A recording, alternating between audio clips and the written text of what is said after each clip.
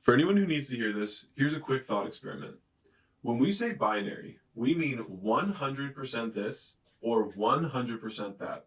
The moment that we take that 1% step away from the gender that we were assigned at birth or the expectations of how we're supposed to look or act straight, we are allowed to use terms like questioning and queer.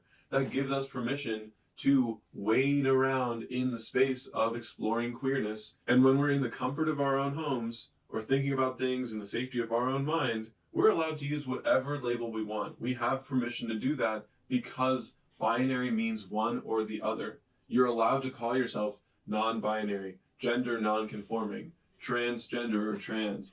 You're allowed to use terms like gender expansive or gender creative, and you're allowed to wade around in queerness. Our minds aren't binary either. We might have typical expectations of how our brains are supposed to work, how we're supposed to talk to each other in society, how we're supposed to look and feel and act. And if we don't feel like we fit that neurotypical box or that expectation of how you're supposed to be, then you're allowed to experiment with what neurodiversity means to you. There is a book called the DSM that therapists and psychologists and psychiatrists and social workers and doctors and all these different mental health professionals might use in order to diagnose someone with a mental illness or a mental disorder.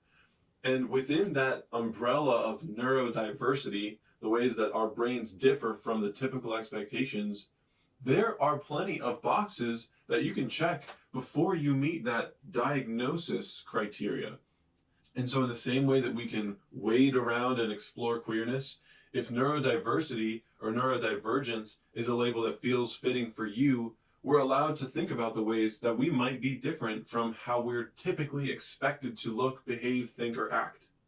And lastly, if the religion that you were brought up in doesn't feel right to you anymore, you don't align with the beliefs, or maybe even there's some religious trauma, some really intense negative experiences that you had growing up, or even still have today, you're still allowed to explore spirituality and find what sacred means to you in your life without using some particular label like, I'm a spiritual person, or I'm a religious person.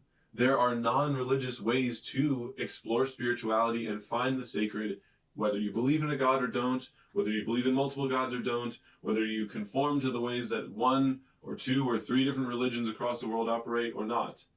And maybe there's something a little bit more than just mere coincidence about this parallel between exploring queerness, exploring neurodiversity, and exploring spirituality and the sacred outside of institutionalized religion.